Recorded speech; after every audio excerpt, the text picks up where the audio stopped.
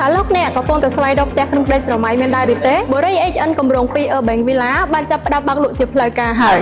លក្ខណៈពិសេសទាំង4ដែលលោកអ្នកទិញនៅបូរី HN គម្រោង2 Urban Villa ពិតជាមិនខកបំណងលក្ខណៈពិសេសទី1បូរីមានម៉ូដផ្ទះច្រើនស្អាតងាយស្រួលក្នុងការជ្រើសរើសមានដូចជា Elegant Villa, Legacy Villa, Majestic Villa, Fin Villa, Prince Villa, Tropic Villa,